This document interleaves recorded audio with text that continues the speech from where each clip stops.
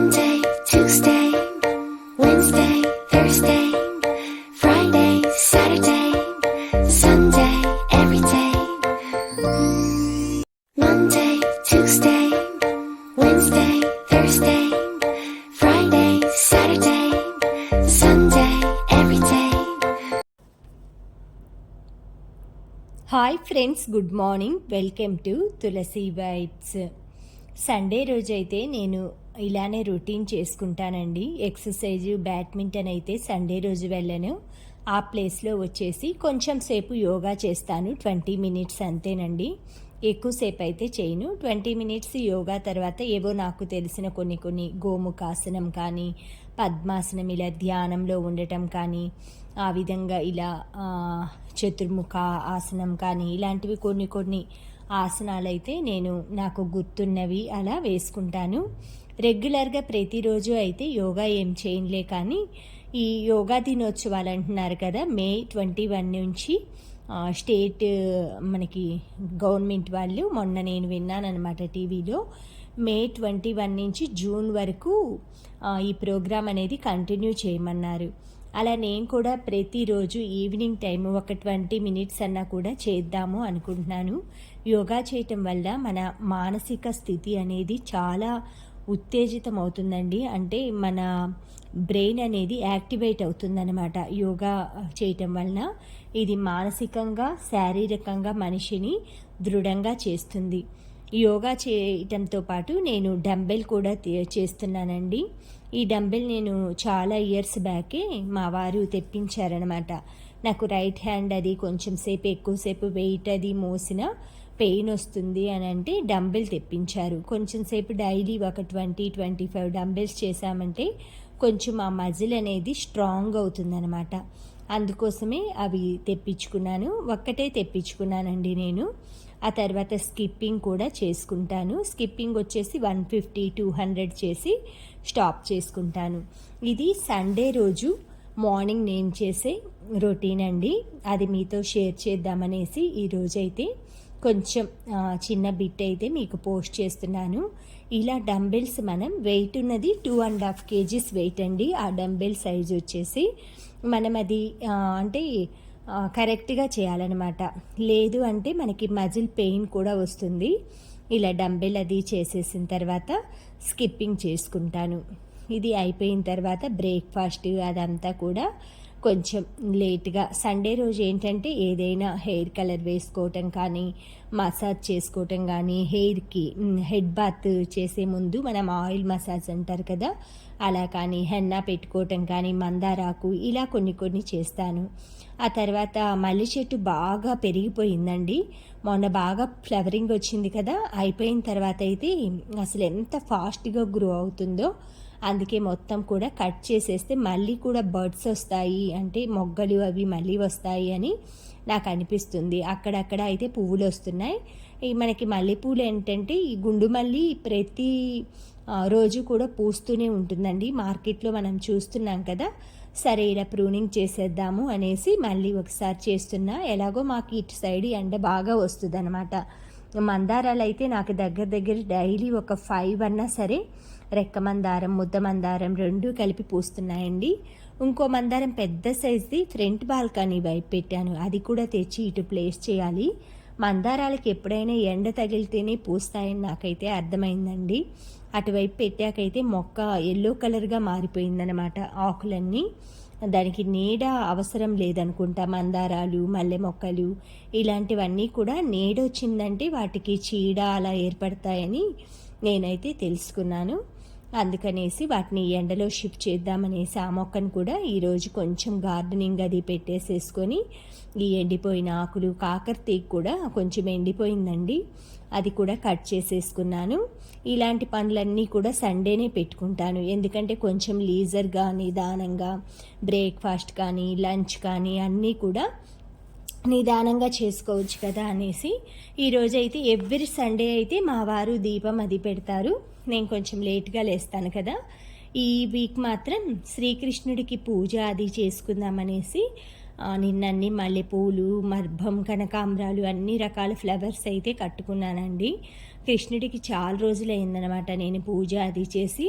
Next time నేను వెన్న ముద్ద ఇవన్నీ పెట్టేసి ఆ వెన్నపూసతో చేసిన ముద్ద ఉంటుంది కదా, కృష్ణుడికి పూజ అది చేసుకుంటాను. ఈ యూట్యూబ్ ఛానల్ పెట్టాక నేనైతే ఒక్కసారి కూడా చేయలేదండి అది. మామూలుగా కృష్ణాష్టమి పూజ అవి చేసుకున్నాను, కానీ వెన్న ముద్ద పెట్టి కృష్ణుడికి పాదాలు ఇవన్నీ వేసి పూజ అయితే నేను చేయలేదనమాట. అంటే మన ఛానల్ పెట్టి కూడా 10 months అయిపోతుంది దగ్గర దగ్గర. ఒకసారి మీకు కూడా చూయిద్దాము ఈసారి అనేసి అనుకుంటున్నాను. ఈ విధంగా మొత్తం బయటంతా అయితే నైట్ టైమే మొత్తం ముగ్గు వేసుకుంటానండి. సాటర్డే నైటే. సండే రోజు వచ్చేసి నేను ఇంకొంచెం లేట్గా లెగుస్తాననేసి సాటర్డే నైట్ ముగ్గు అది పెట్టుకుంటా. సండే రోజు నా పనులన్నీ అయిపోగానే మొత్తం ఇల్లంతా ఊడ్చేసేసుకొని బ్రేక్ఫాస్ట్ అవన్నీ చేసిన తర్వాత నిదానంగా అయితే వంట అది చేసుకుంటాను. పూజ అయితే చెప్పాను కదా, కృష్ణుడికి పూజ చేసుకుంటున్నానని. శంకుచక్ర దీపాలైతే అటువైపు ఇటువైపు వెలిగించుకున్నానండి. 100 వరహాల పూలు కూడా పెట్టుకున్నాను. తర్వాత మల్లెపూలు, కనకాంబరాలు, మరువం ఇవన్నీ కూడా కట్టుకున్నానమాట. ఆ కృష్ణయ్యకి చుట్టూ కూడా అవి అలంకరించుకొని మల్లెల్లో పొదిగున్న కృష్ణుడు అనమాట. అలా నేను ఊహించుకొని మల్లెపూల సీజన్లో ఒక్కసారైన కృష్ణయ్యకి ఆ విధంగా పూజ చేసుకుందామని చాలా రోజుల నుంచి అనుకుంటున్నాను.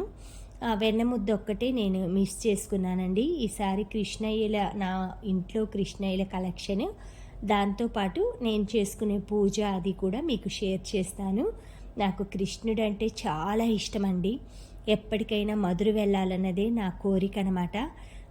మధుర చూసిన తర్వాత నాకు ఆ కృష్ణయ్య అంటే ఎంత భక్తి అన్నది అది నేను వెళ్ళి నిరూపించుకుంటాను. మధుర చాలా ఇష్టం అండి నాకు. మా ఇంట్లో ఎక్కడ ఉన్నా కూడా బలరామకృష్ణులు, రాధాకృష్ణులు, కృష్ణయ్య, అలా చాలా రకరకాల కృష్ణయ్యలు ఉంటారనమాట. అలా నాకు కృష్ణుడు అంటే చాలా ఇష్టం అనమాట. ఎటు ప్లేస్ చూసినా కూడా మీరు అబ్జర్వ్ చేస్తే మా ఇంట్లో ఎక్కువగా కృష్ణుడు, వెంకటేశ్వర స్వామి ఈ ఫొటోసే ఉంటాయన్నమాట. తర్వాత దీపారాధన అది కూడా అంతా అలంకరించుకున్నాను. కృష్ణాష్టకం చదువుకొని హారతి అది ఇచ్చుకున్నానండి. అంతే సింపుల్గా, ఇంకేం ఎక్కువ ఏం చేయలేదన్నమాట. తర్వాత ఇంక నా బ్రేక్ఫాస్ట్ అది వచ్చేసి రెడీ చేసుకుంటున్నాను. ఈ పూజ అది అయిపోగానే సండే రోజు ఏంటంటే కొంచెం 9:30, 10 అవుతుందండి నేను బ్రేక్ఫాస్ట్ అది చేసేలేకే. పూజ అంతా కంప్లీట్ అయిపోయిన తర్వాత చేసుకుందామనేసి కొంచెం ఆనియన్స్, మిర్చి ఇవన్నీ అయితే వాటర్లో వేసుకున్నాను. ఎంత ప్రశాంతంగా ఉంటుందోనండి పూజ చేసుకున్నాక. అలా లైట్స్ ఆపేసి చూసుకున్నా కూడా వెలుతురులో చూసినా ఎంత బాగున్నాడో చూడండి. చిన్న కృష్ణయ్య దోగాడుతుంటారు కదా, ఆ కృష్ణయ్య విగ్రహం అనమాట. ఇలా పైన నెమలి పింఛంతో అలా చిన్న బాలకృష్ణయ్య అనమాట. ఆ కృష్ణయ్యని నేను కావాలనే తీసుకొచ్చుకున్నాను. మీకు ఆల్రెడీ నా దగ్గర కృష్ణయ్య ఫొటోస్ అది కూడా షేర్ చేశాను. బ్రాస్ ఐటమ్స్లో తిరుమల నుంచి తెచ్చుకున్న బ్రాస్ ఐటమ్స్ అనేసి నేను అది కూడా షేర్ చేశాను. ఈసారి క్లియర్గా దగ్గరగా చూపిస్తానన్నమాట పిక్.